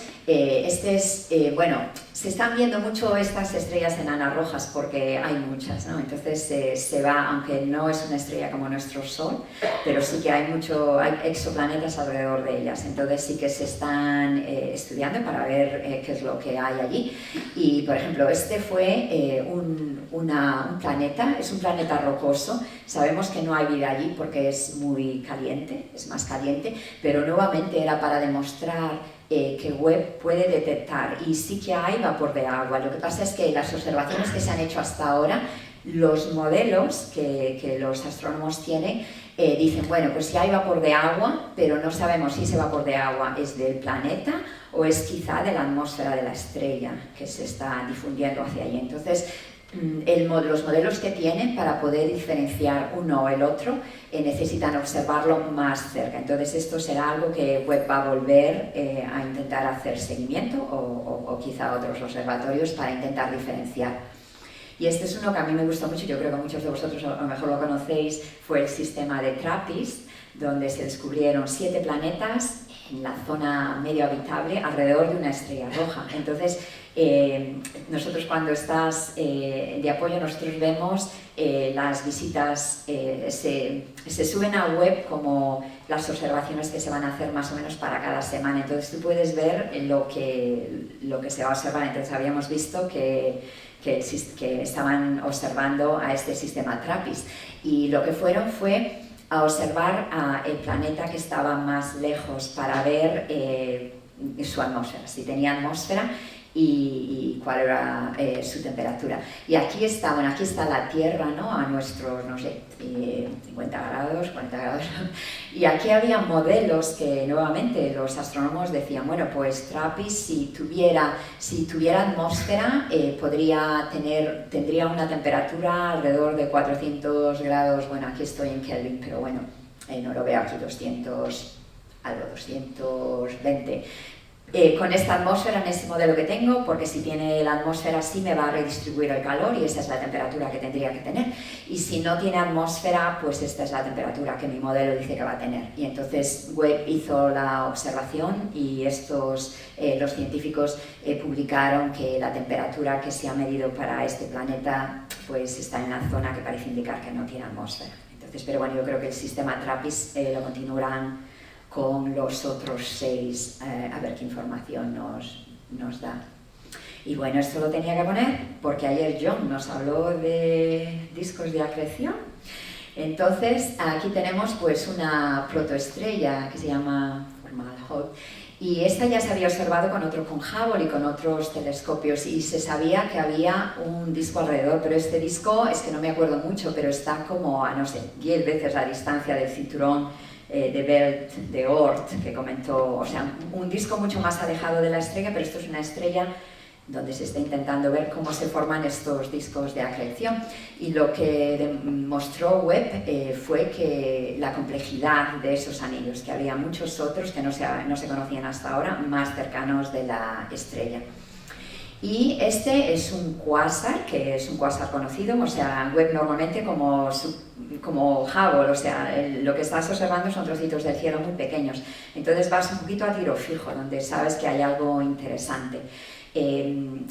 Por ejemplo, el siguiente telescopio de este grupo, tenemos a Hubble, a Webb, el siguiente que también menciono yo, que se llama el Nancy Grace Roman Space Telescope, el Roman Space Telescope en más corto, va a tener un campo 100 veces mayor que el de Hubble. Entonces ese va a ser un telescopio que nos va a permitir hacer trozos del cielo más grande para entonces intentar tener más estadísticas y buscar objetos más individuales.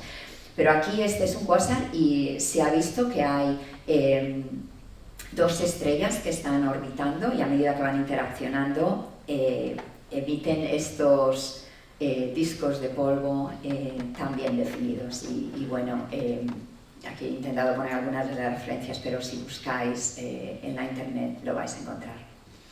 Esta fue un tipo de estrella que esta fue muy bonita porque, bueno, en Washington DC en abril es la zona donde se ven los cerezos japoneses, ¿no? Que fue un regalo de Japón a Estados Unidos y florecen y son muy bonitos, atraen muchos turistas y claro, tienen esas flores súper bonitas. Entonces el equipo de Webb que se encarga de escoger imágenes y distribuirlas, lo buscaron especialmente para esta época porque se parecía a una flor de cerezo.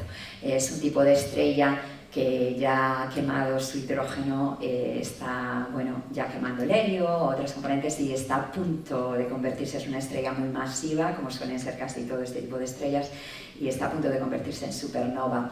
Entonces, es una imagen muy bonita y bueno, como pone ahí, es 3 veces más masiva que nuestro Sol.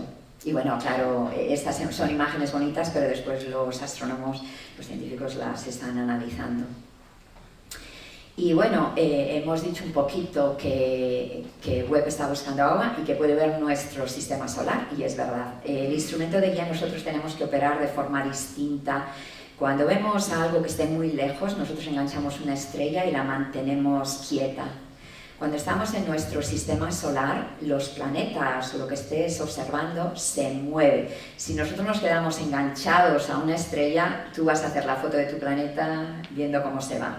Entonces, el instrumento de guía funciona de forma distinta. Nosotros cargamos a bordo algo que es la trayectoria del objeto que tú quieres observar. Entonces, nosotros movemos al telescopio en la dirección y a la velocidad que se esté moviendo ese objeto. Entonces eso lo que hace es que tú en tu cámara, en tu espectro, tienes el objeto quieto, porque nosotros te lo vamos a mantener todo el tiempo. Como observamos desde la Tierra si estás siguiendo un objeto, nosotros lo hacemos autónomamente. Y este es un cometa que está en el cinturón central entre Marte y Júpiter, que también lo escogí especialmente porque John habló de esto ayer, y allí no hay muchos cometas. La mayoría de los cometas están en la nube de Oort o en el cinturón de Kuiper y vienen cerca del Sol de vez en cuando, tienen una órbita más lejana, pero hay unos poquitos, yo creo que son 13, de la gran cantidad de asteroides que hay en ese cinturón, hay algunos cometas, y este se observó. Y aquí hay un cometa, este es el Hadley, que es uno de los que vienen de la nube de Oort, y ya se había observado antes y se detectaba agua, como se esperaba en ese cometa, y aquí tiene también CO2. Entonces, lo interesante de este cometa es que es en esta zona más cercana sí que se detectó agua, pero no se le detectó CO2.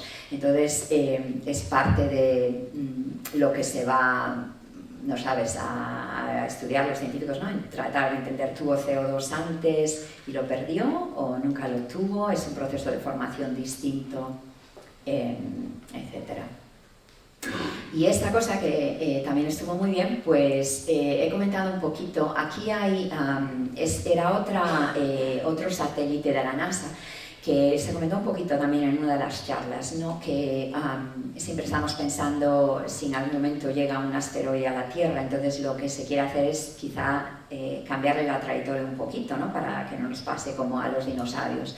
Entonces la NASA ya tenía una nave que se llama el Double Asteroid Redirection Test, que iba a ir a un asteroide que tiene dos, es uno central y otro que daba una órbita, y iba a estrellar esa nave con una cierta velocidad y una cierta trayectoria con este asteroide, y al cambiarle la órbita un poquito para aprender, no sabes qué tipo de fuerza, qué tipo de energía es necesaria para cambiar una trayectoria dependiendo de su masa. Y claro, cuando se iba a hacer, pues se pidió que todos los telescopios lo pudieran observar. Se iba a observar el impacto desde los telescopios en la Tierra, se iba a observar desde Hubble, y dijeron a Webb, podéis observarlo. Entonces esto fue muy interesante porque nosotros teníamos, el instrumento de guía, nosotros teníamos un requerimiento. Os dije antes que vamos a movernos, si estás observando algo en el sistema solar que se mueve, nosotros lo vamos a seguir, vamos a poner una trayectoria para mantenértelo estable. Y nos habían dado un requerimiento, nos dijeron, le vamos a decir a los que pidan tiempo en Webb que pueden ver objetos que se muevan a 30 milisegundos de arco por segundo, una velocidad, y nosotros construimos todo. Ya cuando se lanzó Webb ya nos dijeron, sé que os dijimos 30, pero realmente hay tantas cosas en el sistema solar que se mueven más rápido, entonces vosotros no podríais observar algo que se mueva más rápido. Y durante el periodo de comisión ya habíamos demostrado que sí, que podíamos observar algo que se movía casi al doble de lo que nos habían pedido. Pero cuando nos dijeron para observar a DART, este no era un objeto celestial, era algo que se iba a mover, y teníamos que observarlo casi 3 veces más de velocidad. Entonces nosotros tuvimos que hacer con el equipo los cálculos y los cambios que necesitamos para optimizar y poder hacerlo, y lo pudimos hacer. Y gracias a ello ahora para el ciclo 2, lo que se llama los observadores que quieren observar en nuestro sistema solar, ahora se les ha dicho que pueden observar objetos que se muevan hasta esa velocidad en nuestro campo de guía. Y aquí sí va bien, bueno, aquí son imágenes de Hubble, del impacto, y de Webb, y aquí, si esto me va, es un vídeo con NIRCam, con NIRCam del impacto que se cogió, o sea, se fueron haciendo imágenes y se detectó y se pudo ver, bueno, después el equipo de DART, que no éramos nosotros, pudieron continuar con el análisis de sus datos. La última cosa de la que vamos a hablar son agujeros negros, también en honor de estas charlas tan magníficas que hemos tenido. Y esta fue también una de las imágenes iniciales que se dijo de Webb. Este es el quinteto de Stefan, son 5 galaxias. Esta es muy cercana a nosotros, no forma parte de la interacción, pero estas otras 4 sí que están interaccionando unas con otras. Y se sabe, por ejemplo, que en esta hay un agujero negro también en el centro. Y esta fue una de las observaciones iniciales que hizo Webb con este método que comenté antes de poder hacer espectros a distintos puntos y para poder ver cómo de rápido se mueve ese gas. Y entonces se veía que en este lado iba a menos 200 km por segundo y a este lado a 200 km por segundo para indicar si aquí hay un agujero negro y podemos estudiarlo. Esto ya se publicó en ese momento, ¿no? Cuando se hicieron las imágenes. Pero desde entonces ha habido muchos más. Hay un equipo muy grande también que está buscando este estudio de agujeros negros, cómo se han formado, qué se formó primero, cómo evolucionan, etc. Y aquí, bueno, pues yo he recogido, y ahora se están encontrando, claro, queremos encontrarlos cada vez más tempranos, ¿no? Para saber cuándo se formaron, cómo evolucionaron. Y aquí he puesto, bueno, este es un ejemplo también, aquí en el centro, esto es un cuásar, ¿saben? Y aquí alrededor, este equipo ha podido comprobar la velocidad y también han podido resolver que ahí hay tres galaxias que están interaccionando con ese agujero negro y que, bueno, evolucionarán, bueno, como sea para formar. Entonces, este ha sido un que podéis ver también en la literatura.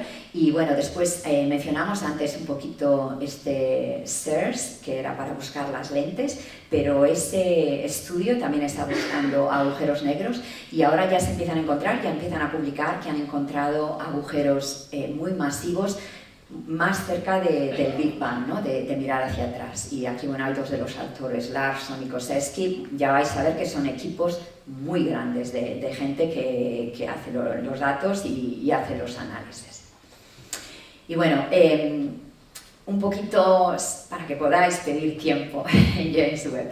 Hemos dicho que tiene 17 modos que podéis pedir para observar. Está muy suscribido, acá se acaba de terminar el ciclo 2, que es el segundo año, y estaba suscribido a un factor de 7 y se cree que va a seguir aumentando a medida que vaya enseñando datos. Aquí veis lo que, bueno, el ciclo 1 que se va a acabar el 30 de junio, el ciclo 2 va a empezar por un año, ya se ha escogido cuáles son las observaciones que se van a hacer, pero si queréis ir al año 3, el 28 de junio se hace la primera parte, que en esta es el tiempo garantizado de observadores. Estos son para científicos que estuvieron involucrados en crear web, entonces como parte de beneficio para ellos se le da una cantidad de tiempo garantizado. Aún tienen que hacer las propuestas y aún tienen que competir entre ellos y son equipos muy grandes, pero saben que van a tener un porcentaje de tiempo garantizado. Entonces estas ahora saben que tienen que enviarlas antes del 28 de junio. Pero después, el 15 de agosto, que es prontito, ya está abierto a todos, quien quiera, incluso vosotros. Además, web, cuando envías la propuesta, tapan quién la envía, tapan si eres, o sea, intentan ser para que no escojas solo propuestas quizá de científicos que ya se conocen o mujeres o hombres. Entonces, quien quiera puede pedir tiempo en este observatorio si tenéis algo científico que merece la pena. Y después sería para el año 3. Y bueno, aquí puse un poquito para decir, claro, que hay un montón de cosas que podéis hacer con web. El sistema solar, galaxias, estructura del universo, estrellas, agujeros negros.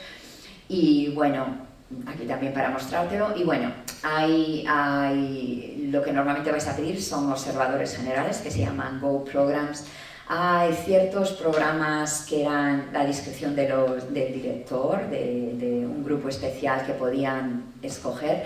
Hemos comentado que hay tiempo garantizado y claro, también hay que hacer calibraciones de vez en cuando, que eso se tiene en cuenta cuando sabes cuánto tiempo puedes adjudicar, que hay ciertas calibraciones que se tienen que hacer para mantener los instrumentos.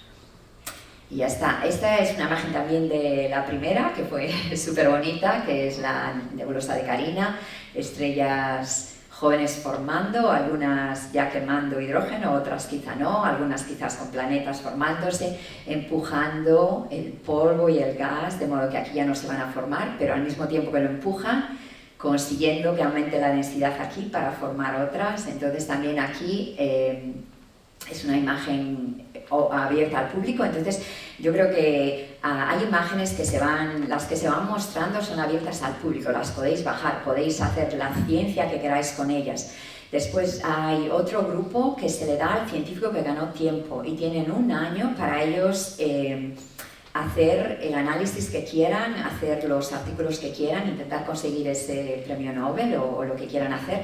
Al cabo de un año esas imágenes también se hacen públicas y ahora estamos a punto del año, o sea que va a haber muchas que lo podéis, bueno, lo puse aquí, hay un archivo en el telescopio espacial donde se pueden bajar y se pueden analizar. Y bueno, esto porque sí que Correos en Estados Unidos hizo un sello especial para justo antes de las Navidades para conmemorar al telescopio espacial Webb. Creo que los compramos todos los del equipo, pero no es verdad, habrá otra gente que compró, pero creo que todos compramos sellos y enviamos muchas cartas a la antigua para distribuir, bueno, para amigos y familia. Y ya está, eso es lo que tenía y bueno, muchas gracias por escucharme y espero que...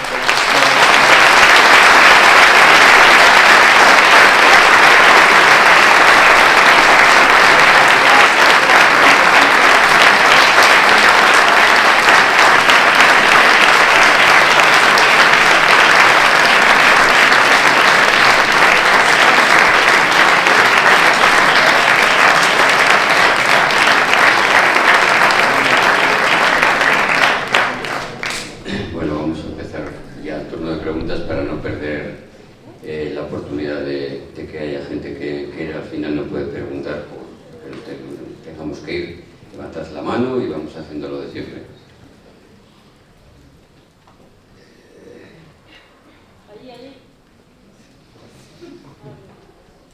Que no he traído la gafas hoy.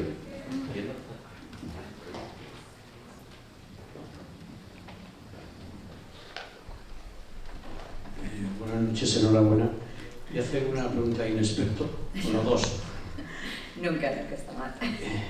Una de ellas es, me ha sorprendido ver al principio cómo se preocupaba todos los trabajadores de allí por el despliegue del parasol, porque era muy fina la capa y demás. Pero no he visto, a mí me parece harto complicado esa especie, como le ha llamado, parece alas de los espejos, que de pronto han llegado y se han colocado en su sitio. Yo siempre he oído durante todos estos días que los espejos tienen que estar exactamente colocados con una precisión perfecta y no sé si es que eso está muy experimentado y no tiene ese grado de dificultad, pero vamos, parece que se ha pasado un poco así como de largo, no sé si es así de fácil, ¿no? Y la segunda es, la pregunta que no me acuerdo, porque me he centrado en esta y la otra ahora mismo no me acuerdo. Bueno, voy contestando y si se acuerda de la otra. Sí, lo pasé un poco rápido, pero claro, yo creo que teníamos más miedo por el parasol, porque era así, muy flexible.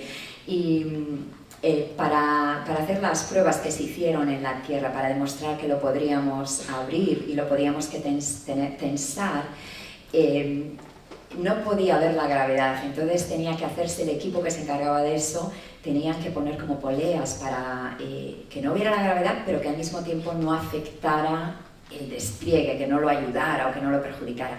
Y después lo tenían que doblar exactamente. Entonces, y tenía muchos mecanismos que llamamos de single point failure, que si fallan, no funciona. Entonces estábamos todos, eran casi 150 que tenían que ir bien en ese parasol tan grande y después el tensionamiento. Entonces yo creo que éramos todos los que estábamos más nerviosos por eso. Es verdad que sí que necesitábamos el secundario y sí que queríamos las alas, pero esas alas era un material mecánico, era una apertura más mecánica, entonces pensábamos, eso ya lo habíamos probado y parecíamos que sí. Pero sí que tiene muchísima razón que tenía que estar muy bien alineado. Entonces, pero para eso los espejos tienen detrás, cada uno de ellos, 7 mecanismos que no hemos hablado, que nos permitían mover los espejos. Y eso lo habíamos ensayado mucho. Entonces, yo creo que teníamos confianza en que si conseguíamos abrirlos, íbamos a ser capaces de alinearlo. Y es verdad que la alineación de esos espejos es muy precisa. Solemos decir que si hiciéramos el espejo tan grande como los Estados Unidos o tan grande como Europa y quisiéramos ver qué variación había, no habría ninguna montaña mayor de 5 centímetros. Teníamos que tener ese tipo de precisión para poder ver las imágenes. Entonces creo que estábamos un poco más cómodos con eso, pero sí, también tenía que pasar y sí que sabíamos que los teníamos que alinear, pero bueno, creo que ese parasol nos tenía a todos muy preocupados. Buenas noches, mi pregunta es la siguiente. A mí me llama la atención la forma hexagonal de los espejos y mi pregunta es la siguiente. Ha dicho que se están moviendo los espejos y esa forma hexagonal, que supuestamente es más difícil de construir que una forma cuadrada, capta mejor las imágenes. Sí, también muy buena pregunta. Yo siempre digo que las abejas lo sabían de siempre, el panel, ¿no? Y es una estructura donde puedes conectar en 2 dimensiones, es la más eficiente y la que te permite que tengamos más continuidad para que cuando pudiéramos alinear los espejos no se notara como en un cuadrado esos bordes de defracción. Entonces sí, se diseñó exactamente para eso y con la intención de que sería mejor que ahora cuando lo vas a mirar no notas que es un espejo separado, o sea, parece un espejo único. Sí, buenas noches. Vamos, yo tenía un par de preguntas. Primero, saber qué tipo de propulsión se utiliza para orientar el telescopio y luego también qué previsión tienen de vida del telescopio, sobre todo por el deterioro de espejos y el mecanismo. Sí, muy buenas preguntas también. Sí, era muy interesante porque cuando se diseñó este telescopio se le dijo a los instrumentos y a todos que tenía que tener una vida, el requerimiento, lo que se llama, que tienes que cumplir, de 5 años. O sea, tú tenías que diseñar todo para que aguantara en el espacio, la electrónica y todo, por 5 años. Todo el mundo lo hizo al doble, por 10 años, ¿no? Pero después la limitación más importante iba a ser precisamente el combustible. Nosotros está en una órbita muy especial que es este punto lagrangiano 2, que Lagrange dijo: si tienes 2 objetos que tengan gravedad y haces los cálculos matemáticos, vas a encontrar 5 puntos alrededor donde la gravedad se anula casi del todo y si pones algo allí se va a quedar más o menos quietecito. Entonces nosotros hemos ido al punto L2, que es el más alejado del Sol, pero aunque se anula la gravedad, sí que se va moviendo y sí que acumulamos, al mover el telescopio tiene ruedas de reacción para apuntar, pero se va acumulando. Entonces de vez en cuando tenemos que descargarlo y corregir la órbita. Y para eso utilizamos combustible, que ahora no me acuerdo qué combustible es, o sea que eso me queda pendiente. Y eso se pensó que podría ser el factor limitador, porque Ariane los puso en una trayectoria perfecta, pero nosotros para llegar a ese punto teníamos que hacer 3 maniobras que iban a quemar combustible. Entonces eso iba a depender de la vida. Y otro, en la vida que tendríamos, porque sabíamos que una vez que no podamos corregirlo, se iba a ir y ya estaba. Y el equipo de dinámica de vuelo, que es otro equipo, o sea, como veis son equipos muy grandes y muy buenos, lo hicieron genial. Hicieron el quemado en la dirección correcta, de modo que tenemos combustible para más de 20 años. Entonces ahora la vida creo que va a estar limitada pues quizá en la parte electrónica de alguno de los instrumentos.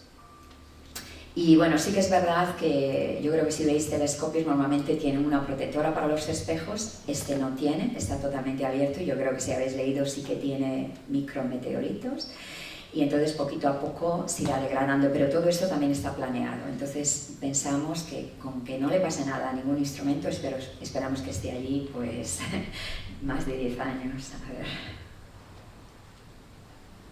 Buenas noches, muchísimas gracias por su presentación. Habéis hablado de la detección de agujeros negros. Quería preguntar, a día de hoy, ¿cuántos se han observado en el universo observable? Pues yo no sé un número, yo creo que muchos, yo creo que ahora sí que pensamos que quizá todas las galaxias espirales tienen uno, pero no te sé decir el número, no sé si alguien más de la audiencia. Muchos. Muchos, lo siento. Sí, muchos, más o menos, muchos. Ahí arriba.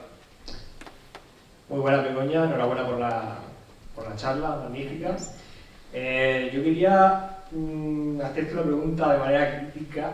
Sí. Y es, creo que un tema que sabemos todos, pero que nos ha tocado, y es el tema de, bueno, de los retrasos y de cómo ha ido todo, porque no tengo una conclusión específica. Bueno, supongo que no trabajáis como Elon Musk, que es a prueba de fallo y de error. No. Pero estaría muy bien que explicara un poco qué es lo que ha ido pasando y cómo lo habéis ido arreglando y todo eso. Sí, también muy buena pregunta. Claro, yo creo que las organizaciones federales no pueden hacer como Elon Musk, ¿no? Si intentas, por ejemplo, ahora fue el lanzamiento de Artemis y se tuvo mucho cuidado para que saliera bien. No suele ser que falles y te digan, venga, prueba otra vez. Entonces hubo mucho, a lo largo de los 20 años hemos tenido momentos bastante duros. Cada uno de los instrumentos tuvo su momento. Aunque se hacen modelos que se llaman de ingeniería, donde intentas duplicar de primera prueba y después haces el modelo de vuelo. Y, o sea, por no alargarme, todos los instrumentos tuvieron algo que lo pasamos así, y en Iris también. Pero después, incluso cuando ya montamos todos los instrumentos, los detectores que teníamos están diseñados para operar a temperaturas muy frías, son unos especiales que los hace esta compañía que se llama Teledyne para nosotros. Y habíamos hecho 2 pruebas frías para demostrar que los detectores estaban bien, y se notó que los detectores estaban degradando, o sea, así no podíamos lanzarlos porque ya apenas se veía nada. Entonces eso fue un momento muy duro porque los instrumentos ya estaban montados, como os había enseñado, y no solo estaban montados todos, pero los detectores de cada instrumento estaban ya montados. Entonces teníamos que sacar los instrumentos de vuelta. Y cada instrumento, aparte de MIRI tiene un tipo de detectores distintos, pero NIRCam, NIRSpec, el instrumento de guía en NIRIS, nos tuvieron que hacer detectores nuevos que no se degradaran a temperatura ambiente. Lo que pasó fue que no se calculó bien una degradación porque no íbamos a estar fríos todo el tiempo antes del lanzamiento. Entonces tienes que quitar esos instrumentos, esos detectores, ponerlos de vuelta súper precisos, porque ya has alineado toda tu óptica a esa posición del detector. Entonces, como lo muevas, tú no puedes mover nada más. Entonces, eso fue un momento muy duro, que todos los instrumentos lo hicieron muy bien. Siguiendo para arriba, el parasol tuvo momentos muy malos de desplegarlo y que algunas de las capas se rompían. Entonces, eso tampoco podía ser. Los espejos... os he comentado, es un proceso muy complicado, de años, donde construyes tu espejo, lo pones en una de estas cámaras frías y mides a temperatura fría qué deformaciones tiene. Entonces, cuando lo vuelves a temperatura ambiente y los pules al contrario, tú estás intentando que sean lo más perfectos que pueda ser, y haces eso varias veces. Entonces tenemos estos espejos súper bien pulidos, pero yo los tengo que enganchar con algo. Entonces, si yo lo que engancho hace demasiada fuerza, aunque yo tenga el espejo muy clarito, me lo va a deformar. Entonces, hubo un proceso con unas mantas térmicas que tienes que poner que estaban demasiado tirantes, y la tirantez se notó cuando fueron fríos, tiraban tanto que deformaban los espejos. Entonces, ese fue un momento muy duro.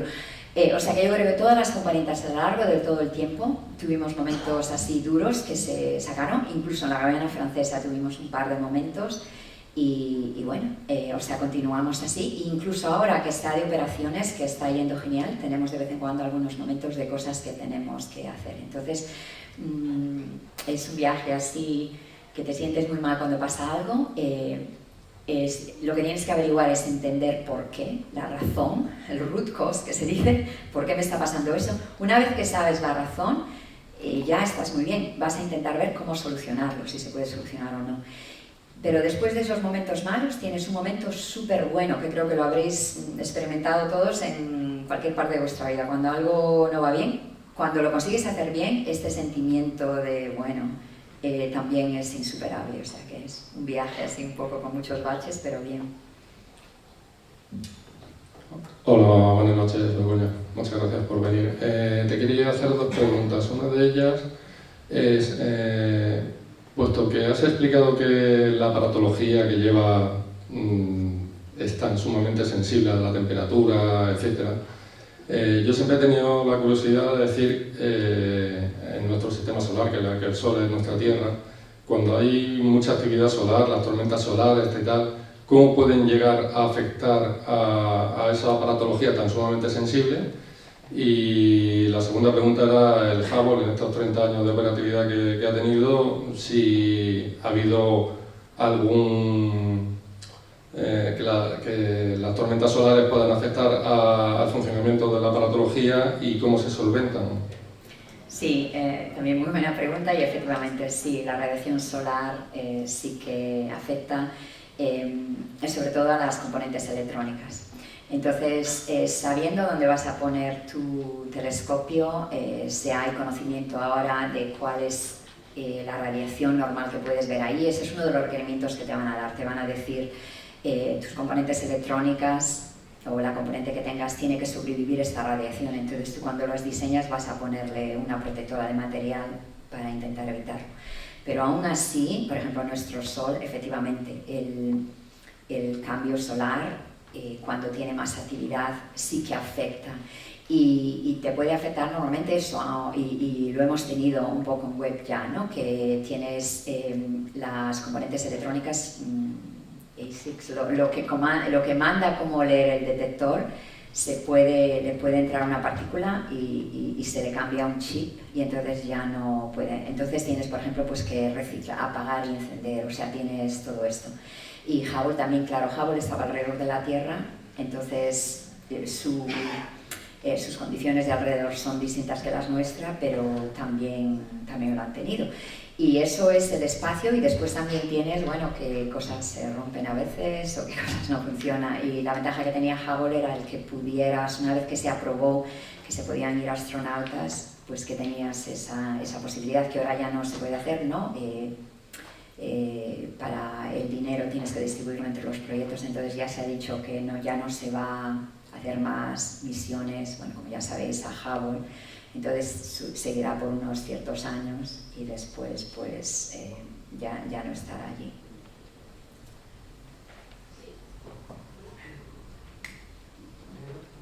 Hola.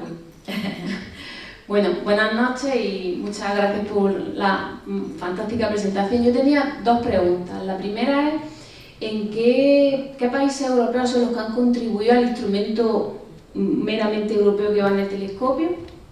Y la segunda es, si sabe de qué material, o nos puede contar, si se puede contar, de qué material está hecho ese parasol tan extraordinario que es capaz de aislar térmicamente de esa manera.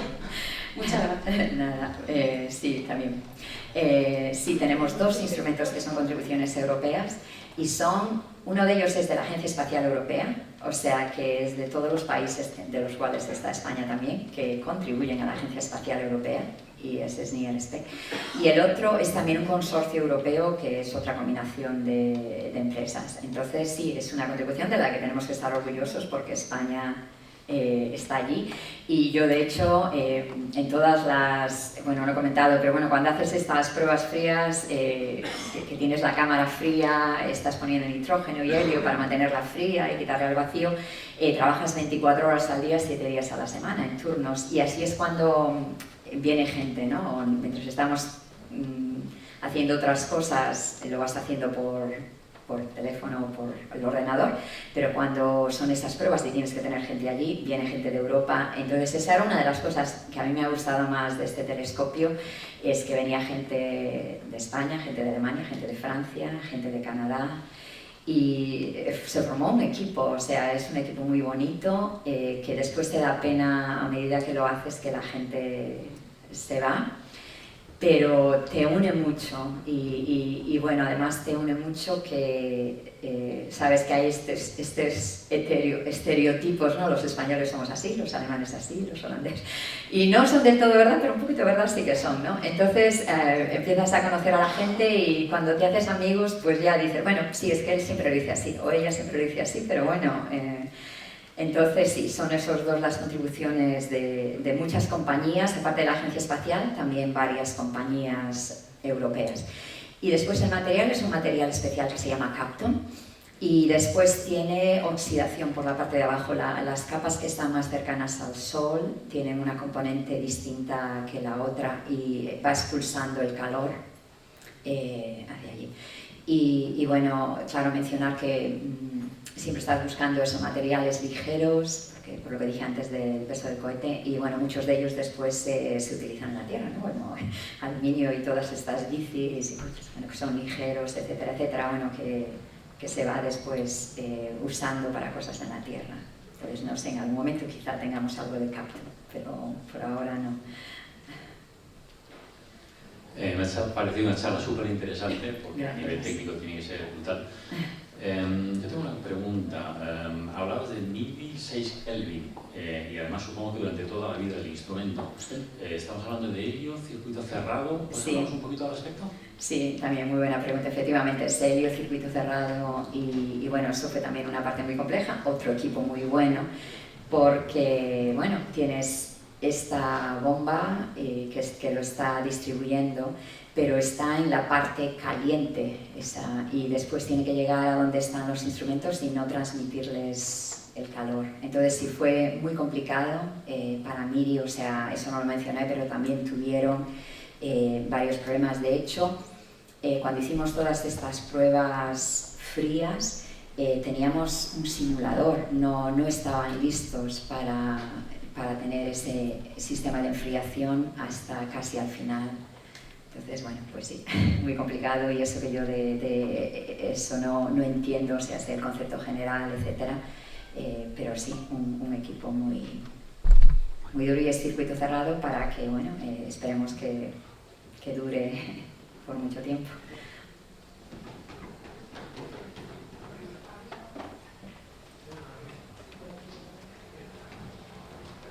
Sí, buenas noches. Bienvenida. Gracias. Y encantado. Esto es una conferencia de lujo para todos los almerienses, por supuesto. Has nombrado un par de veces, me parece que un par de veces, el punto de Lagrange, ¿verdad?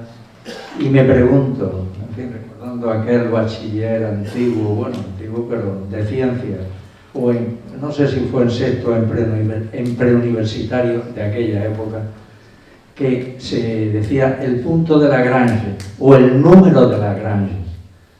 ¿Es el mismo? Ya me pregunto a lo largo de toda la conferencia. Digo, ¿es el mismo autor, en fin, que le mencionó de dos formas? Bueno, entonces de esa forma, el número de Lagrange y ahora el punto de Lagrange. Sí, es Lagrange, que fue el matemático que hizo la fórmula matemática y dijo, pues vas a tener estos 5 puntos. Y bueno, yo lo conozco más por esto de los 5, L1, L2, L3, L4, L5. Y nosotros nos fuimos a L2 porque queremos estar lejos del Sol.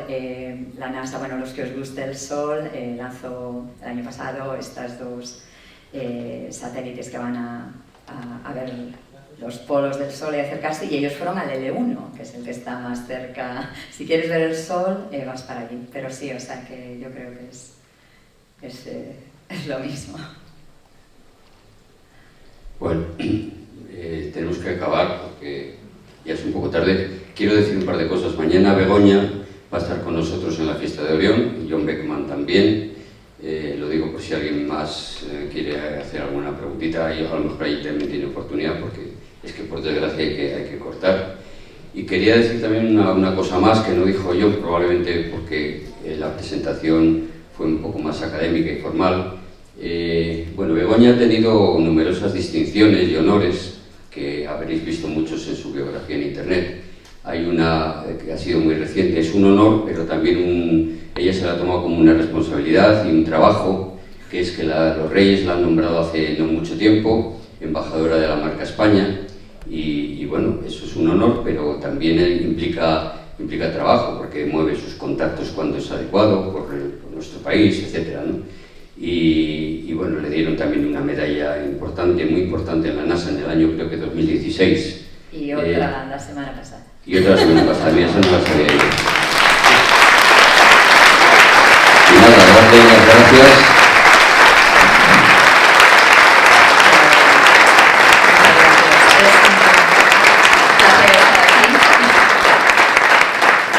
esta última, yo es que llevo 10 días que no leo los periódicos, no sé ni lo que pasó en este país porque no tengo tiempo de ver telediarios, lo de esa noticia tampoco la conocía, pero mira, luego me enteré un poco más.